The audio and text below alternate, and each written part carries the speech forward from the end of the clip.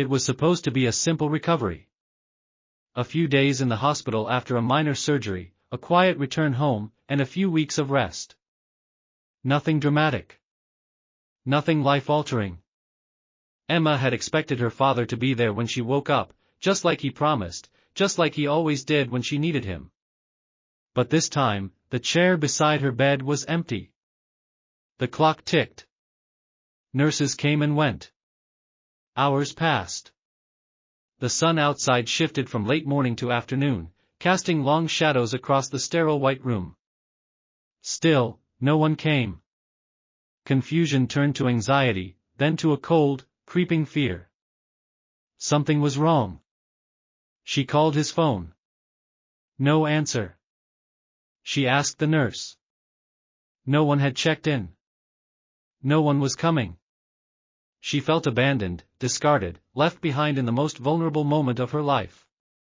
But just as she was preparing to sign herself out and find her way home alone, a man appeared at the entrance of her room, a stranger with familiar eyes and a quiet intensity. He knew her name. He said he had been watching over her for years. And then he told her something impossible. Something that would destroy everything she thought she knew. He said he was her real father. The hospital hallway was quiet that morning, filled only with the occasional distant beep of machines and the soft footsteps of nurses passing from room to room. The white walls and antiseptic smell seemed colder than usual.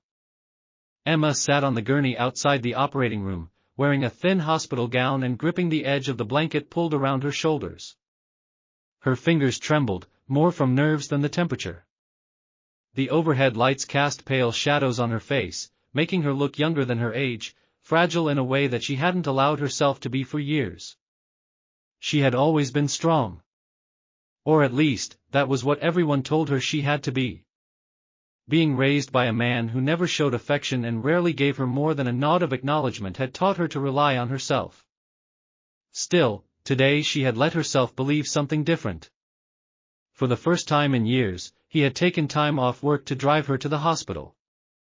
He had helped her sign in, waited with her in the small lounge, even bought her a juice box like he used to when she was little. For a moment, she had let herself believe he cared. As the nurse came to escort her into pre-op, he stood up awkwardly and placed a hand on her shoulder. It was the first time he had touched her in weeks. She turned to look at him, and he mumbled something about being right there when she woke up. She had nodded, not trusting herself to speak. That small moment had settled something inside her. A hope, maybe. Something she hadn't realized she still carried.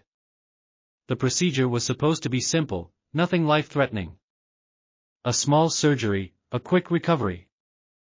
But to Emma, it felt enormous. It wasn't about the medical part.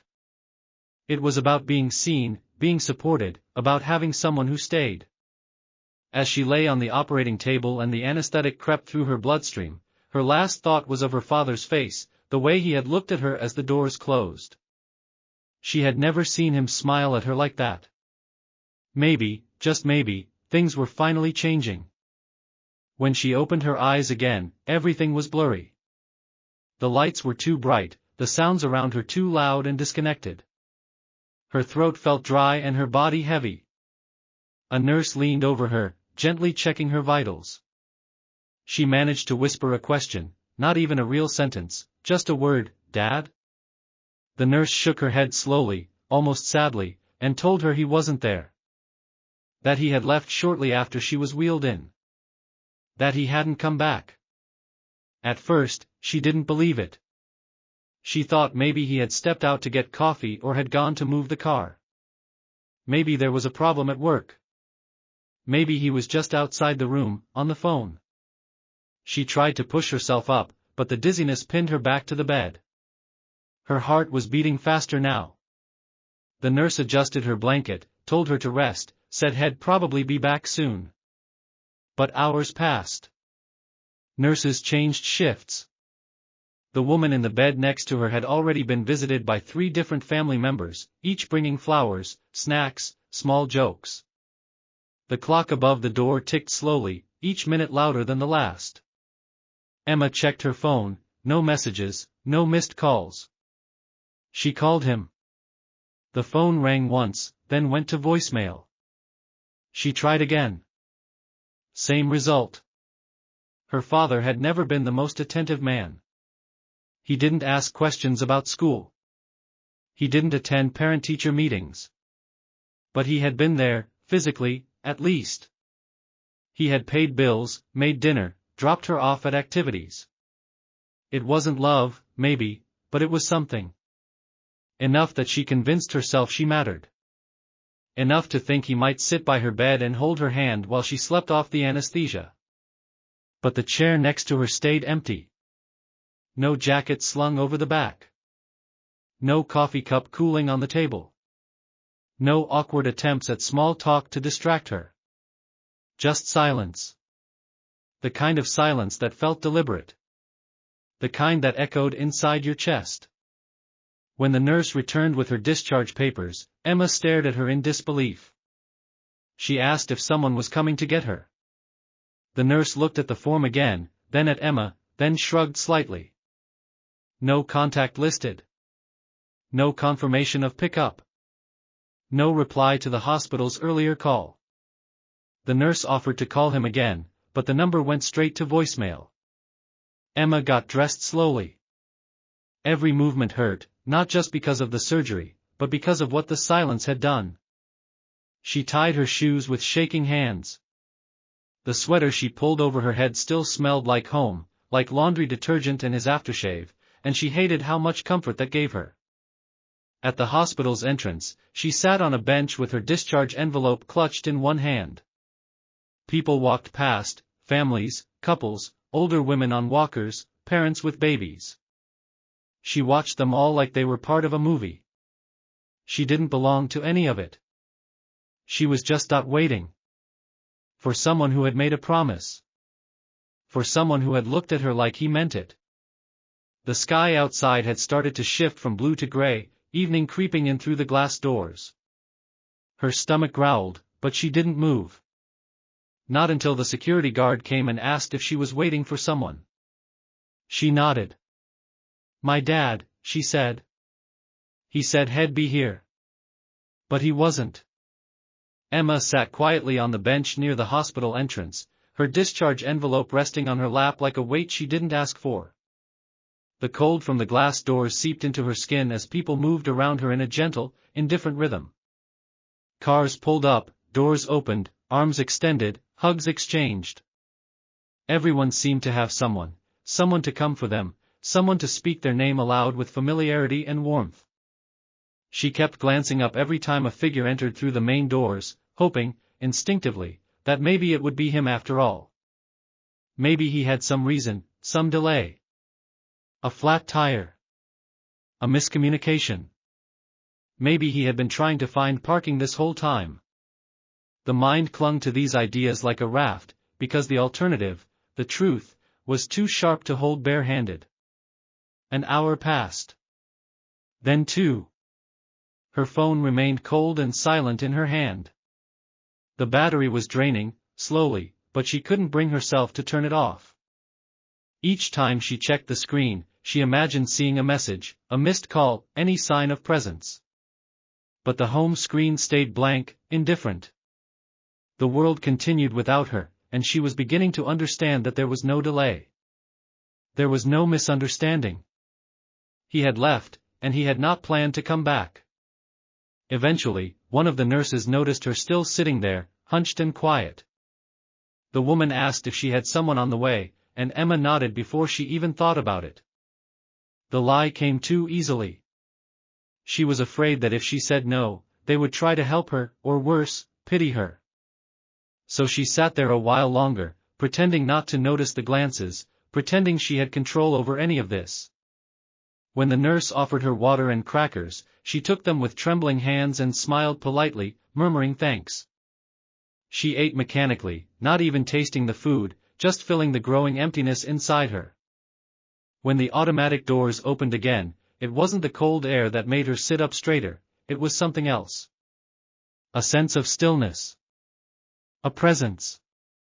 Someone was standing just beyond the threshold, a tall man in a dark wool coat, holding something in one hand and scanning the room with his eyes. He wasn't looking for the front desk. He wasn't checking his phone. He was looking for someone. And then, his gaze landed on her. Emma froze. She didn't recognize him. He looked about 50, with streaks of gray in his dark hair and a deep-set look of unease in his expression. His clothes were neat, deliberate, the coat buttoned to the top, a scarf folded tightly beneath the collar. He stepped inside, slowly, not as if he were nervous but as if he knew the moment had to be handled with care. He approached her without hesitation, like someone who had rehearsed this step in his mind 100 times and knew there would be no perfect way to do it. He stopped a few feet in front of her, gave her a cautious look, then reached into his coat pocket. Emma's breath caught in her throat as he pulled out a small, weathered envelope and held it out. Her fingers remained still in her lap. She didn't move. She didn't understand what was happening. The man's voice was low, almost hesitant, but not uncertain. He said her name, her full name. It wasn't a question. He already knew.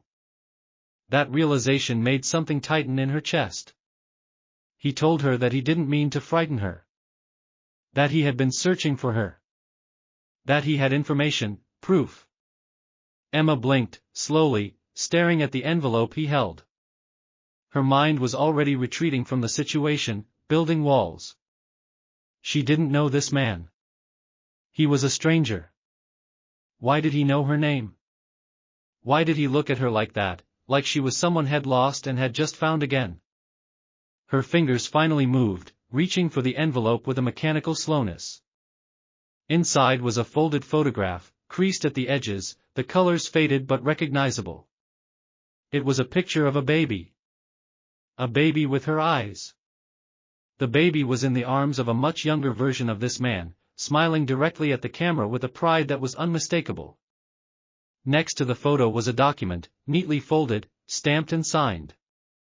The top line was unmistakable, DNA test results. Her name. His name. The match percentage. She read it twice before her eyes blurred and she had to blink the sting away. She didn't speak. She couldn't. Her body was suddenly too heavy. Her limbs didn't feel like her own. It was as if the floor beneath her had vanished, and she was falling in slow motion through everything she thought she knew. She looked up at him again. He wasn't crying, but his expression was tight, as if he were barely holding something inside. He nodded, just once, and lowered his hand. She couldn't process the timeline, the logic, the chain of events that would lead to this moment. Her father, no, the man she had always believed was her father, had left her in the hospital without a word. And now, this stranger stood before her with eyes full of recognition and pain and something that looked terrifyingly like love. Emma stood slowly. Her legs felt weak beneath her, but she stayed upright. She didn't know what to do. The man didn't move closer. He seemed to sense that anything more would be too much. Instead, he quietly offered to drive her home, said she shouldn't be alone after surgery. Said he would explain everything on the way. That he owed her the truth. The words hung in the air like a fragile thread. She didn't say yes. She didn't say no. But something inside her was too numb to resist, too tired to argue.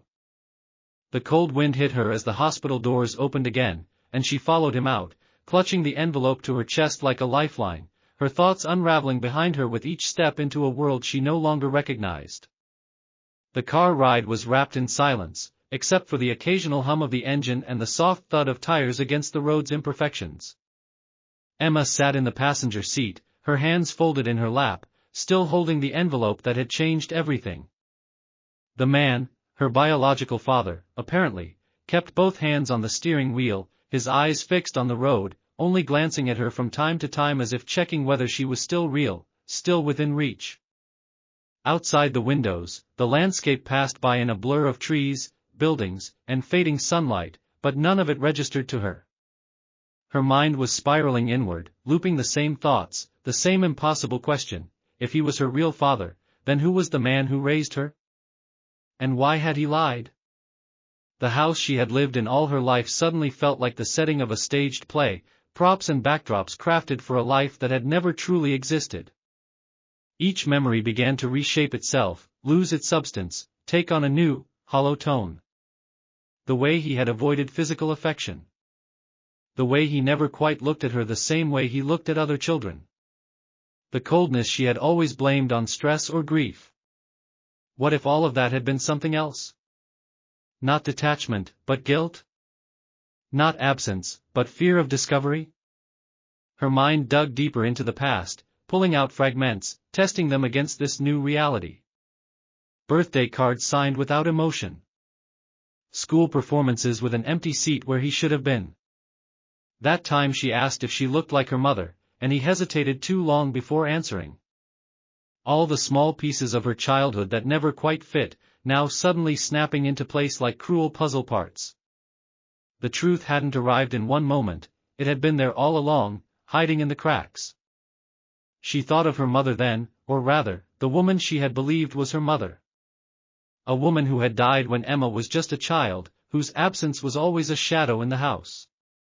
She had few memories of her, just a soft face in photographs and the echo of lullabies hummed from another room. If this man beside her was her biological father, then what role had that woman played? Was she in on the lie? Had she raised someone else's child knowingly? Or was she, too, a victim of something even more complicated? Every possibility made Emma feel smaller. Her identity had been stitched together by assumptions, by unspoken understandings that now disintegrated under the weight of facts. Who was she, really? Her name felt foreign. Her family, once difficult but familiar, now felt like strangers in a house full of secrets. She could barely breathe from the pressure of it all. The man next to her finally spoke, not with confession, but with cautious explanation. He told her the story, one he had probably rehearsed 100 times, unsure of when or if he would ever get to say it. There had been a custody battle, he said. A broken relationship. A decision made behind closed doors when Emma was just an infant. Documents were signed. Rights were terminated under pressure. He had been pushed out, legally and emotionally. He said he tried for years to fight it, but eventually, the doors were closed to him entirely. Then he said he had waited, watched from a distance, hoping that someday he could reconnect. He never imagined it would be like this. Emma listened, but the words felt like waves hitting stone. She was too numb to absorb them. She wanted to believe him. Part of her even did. But there was another part of her, louder and angrier, that couldn't understand why he had waited so long. Why he hadn't found her sooner. Why he hadn't torn the world apart to get her back if he loved her as much as he claimed. When they pulled into her neighborhood, everything looked too normal. Children played on sidewalks. Porch lights flickered on. Her neighbor was watering flowers. Nothing had changed, but everything had.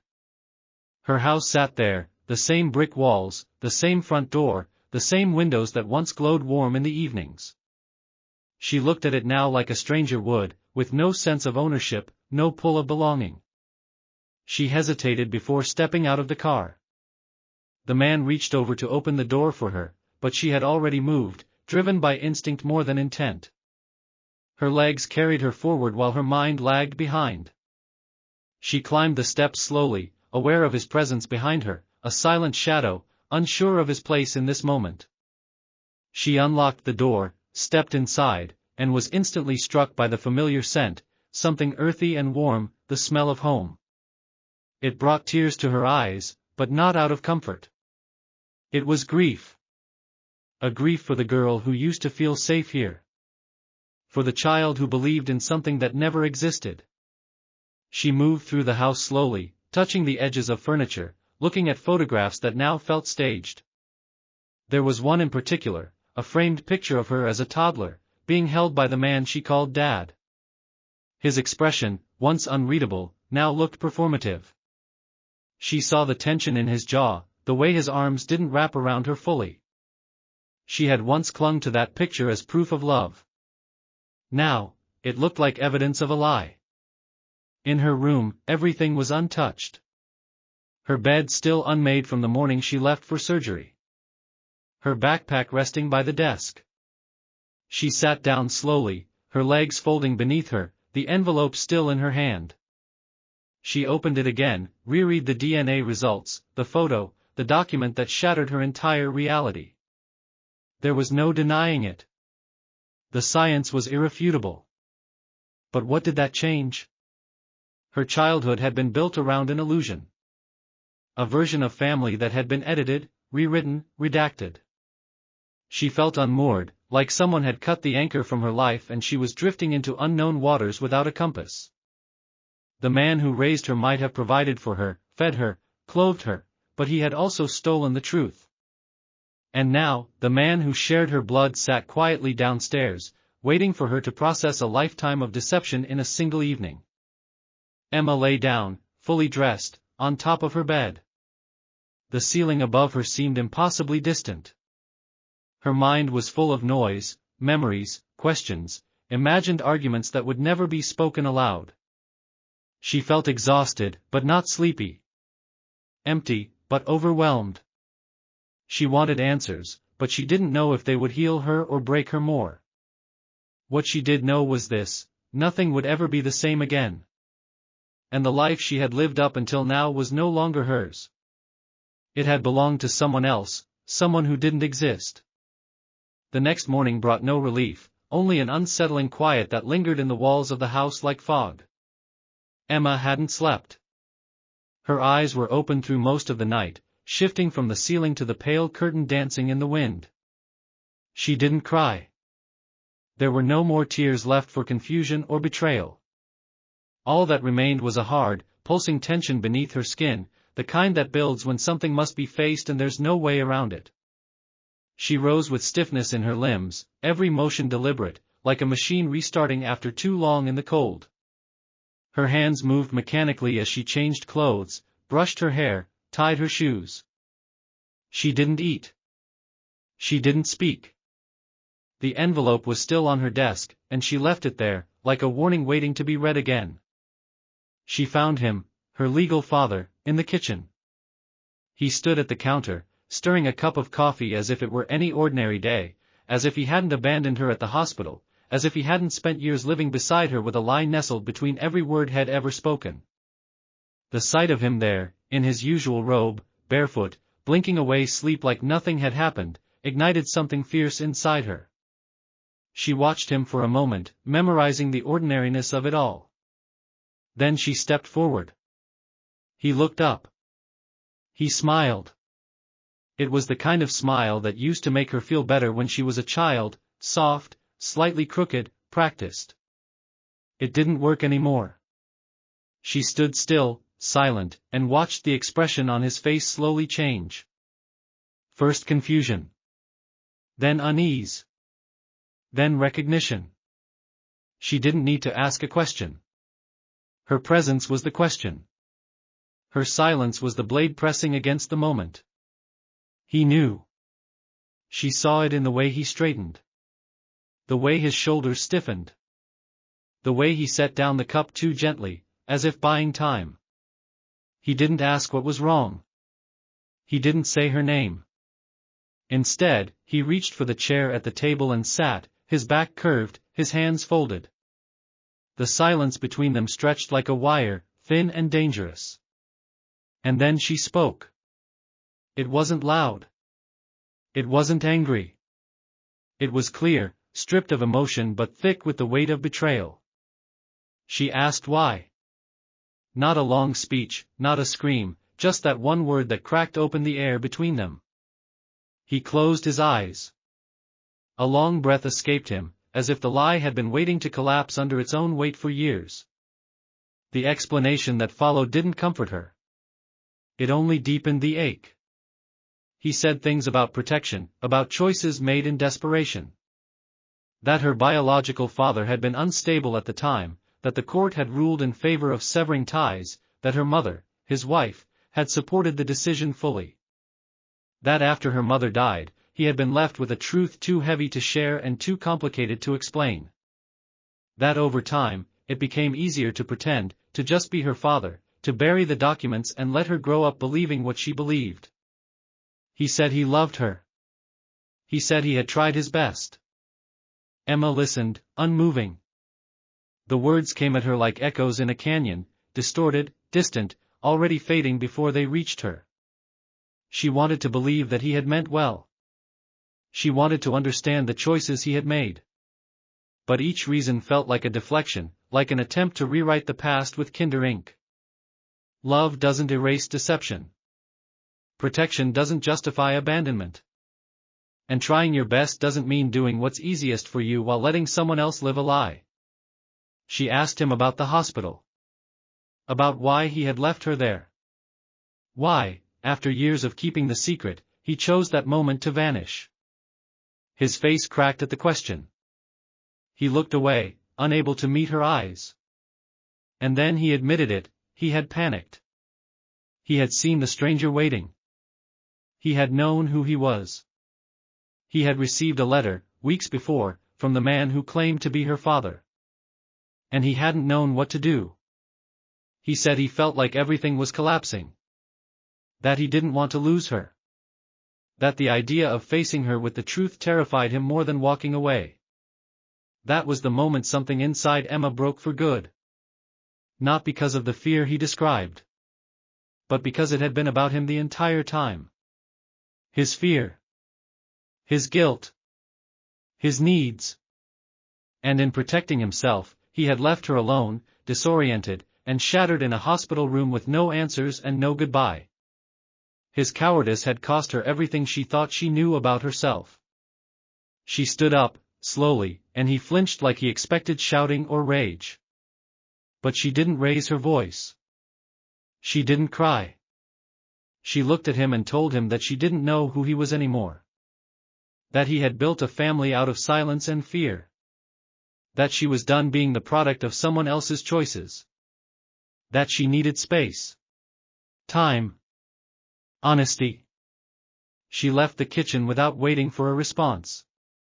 Her footsteps were quiet, but final.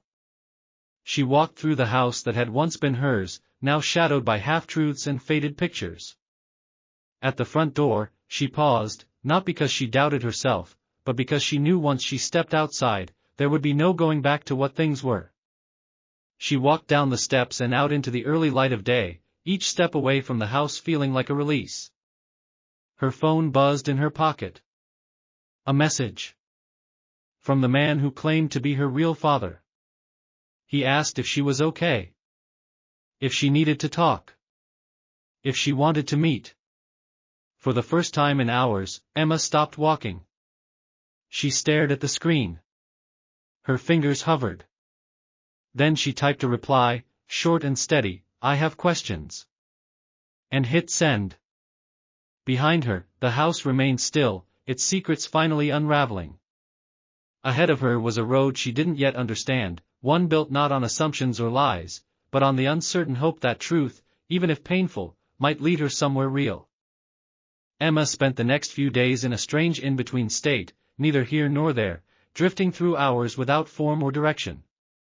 She had moved into a friend's spare room, just a temporary escape, she insisted, but deep down she knew it was more than that.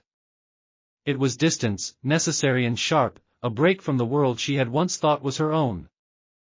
The house she had grown up in stood only a few blocks away, but it felt like a past life, a museum of curated lies and quiet betrayals. She didn't want to go back. Not yet. Maybe not ever. She kept mostly to herself. Her phone remained silent for long stretches, except for the occasional message from the man who now claimed to be her biological father. His words were cautious but sincere. He didn't push. He didn't pretend. He only offered space, honesty, and the possibility of something new. That restraint, ironically, made Emma feel safer than any promise she had heard in years. And yet, she didn't reply immediately. She needed to think, not just about him, but about herself. Who was she now, really? Was identity just a matter of blood and DNA, or something deeper, something built in memories, however fractured? The questions pressed against her like a tide, rising with every sleepless night. In the quiet of those early mornings, she found herself thinking back, not to specific moments, but to feelings. The way she used to feel safe in her room. The way laughter had echoed once through the kitchen, even if briefly. The warmth of old routines, Sunday pancakes, the worn-out couch in the living room, the creak of the stairwell. All of it had been real to her, even if the foundations were not. Was it possible for something false to hold real love? She thought about confrontation, about truth, about the way her legal father had crumbled when faced with her anger. He hadn't fought back. He hadn't denied it. He looked at her like a man already punished, already grieving. But remorse, she reminded herself, is not the same as redemption. And still, a part of her ached for that familiar presence, for the one man who had raised her, even if under false pretenses. What he did was wrong. But could he still be part of her life? Or would every interaction from now on feel like standing on shattered glass? Then there was the man who had found her. The one who had waited, who had watched from a distance. Who had respected her boundaries, even now. He was a stranger, yet not. He had her eyes. She saw it in the mirror more clearly now. They both tilted their heads the same way when thinking, both furrowed their brows when reading too intensely. There was something almost cruel in that natural resemblance, it made the years lost feel heavier. But also, somehow, it made the future feel less empty. It was during one of her long walks, her thoughts unraveling in loops, that the idea of choice settled on her shoulders like a weight she'd been avoiding. For so long, her life had been about adapting, accepting, obeying. She had never been given real agency, not in this. But now, the decision was hers to make. She could choose how to define family. She could choose which ties to mend, which to let go. She could choose to confront the brokenness without letting it own her. She returned to her friend's place, her steps lighter than before. In the solitude of the small room, surrounded by unfamiliar walls that had become her sanctuary, she sat down and opened her journal, a habit she had lost somewhere in adolescence, now rekindled by necessity. She didn't write about pain or betrayal. She wrote about possibility. About the girl she had been, and the woman she might become. About strength, and how it isn't always loud. Sometimes, strength is choosing to stay open when every part of you wants to close. That night, she finally called him. Not the man who raised her, but the one who had waited. His voice was softer than she remembered, or maybe she was hearing it differently now. They spoke for nearly an hour. No heavy confessions. No emotional explosions. Just slow, careful steps toward something new. She asked questions. He answered patiently. He told her stories she'd never heard, about her mother, about his side of the family, about the day she was born. Some of it made her cry. Some made her laugh. For the first time in days, her heart didn't feel like a bruise. The next morning, she reached out to the man who had raised her. Not to forgive, not yet, but to open a door. She didn't know what kind of relationship they could have now, if any. But she knew that silence would only deepen the wound. She asked to meet, in a public place, somewhere neutral. She needed to look him in the eyes again. To see if there was anything left of the man she once believed in. She also agreed to meet the other man again. Not as a daughter, not yet. But as a person trying to understand her origins, her place, her story. He suggested they visit her mother's grave together. Emma agreed. It felt like a beginning. That day, as she packed a small bag and prepared to leave her temporary refuge, she caught a glimpse of herself in the mirror. She looked tired, yes. But also more present. More herself. The shadows under her eyes didn't diminish the clarity in her gaze. For the first time in a long while, she felt like someone with control, not of the past, not of the people around her, but of the path ahead. She stepped outside, into the sunlit morning, into a world that no longer resembled the one she had known, but one that, finally, she could begin to shape with her own hands. The truth had broken her, but it had also freed her. And now, piece by piece, she would decide what to build next. It started with a visit to the courthouse, not dramatic or emotional, just quiet and procedural. Emma had made the appointment a week earlier, sitting at the edge of her bed with the paperwork half filled, her name typed neatly at the top like it still belonged to someone else. She stared at it for hours, rereading the lines, imagining what it would feel like to write something different. To choose a name, not inherit it. To step away from a version of herself tied to years of silence and fear and into something that reflected her new understanding of who she was. Not a complete rejection, but a reset. A shift. A way to take back something that had never been offered freely before, identity on her own terms. The building itself was dull and impersonal, the kind of place where life-changing decisions get processed behind glass windows and stamped with indifferent approval. She carried the form in her bag the whole way there, its weight both literal and symbolic. She walked past other people, some anxious, some bored, some irritated by bureaucracy, and realized she was strangely calm. There was a softness in her steps, a kind of fragile determination that had taken weeks to form. She wasn't rushing to escape the past anymore. She was ready to reshape the future. When it was her turn, the clerk asked for identification, documents, signatures. Nothing about the process felt profound. And yet, as she wrote her new name in deliberate strokes, each letter felt like a declaration. She didn't take her biological father's last name directly, it would have been too sudden, too unfamiliar. Instead, she adapted it, blended it, chose a version that honored him without erasing herself. A bridge between two truths. Something uniquely hers. Afterward, she walked out of the building into a crisp afternoon. The air smelled faintly of rain. Her hands were trembling slightly, but her chest felt lighter. She checked her phone. A message from her biological father. He had sent a photo of an old family album, the edges frayed, colors faded. In it, her mother smiled in a way Emma had never seen before, unguarded, radiant, holding a baby Emma in her arms with the kind of pride that echoed through time. She stared at it for a long moment, her breath catching in her throat. It was a gift she hadn't known she needed. The days that followed were quieter but meaningful. She had dinner with her biological father, not at a restaurant, but in his modest kitchen. He cooked. She listened.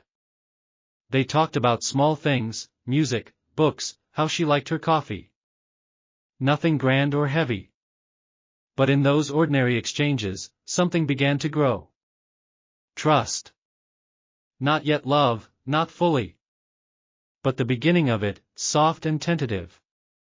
He never pushed her to call him Dad. He called her by her name, her new name, with respect and warmth. And that alone spoke volumes. With her legal father, the conversations were different. More fragile, more loaded.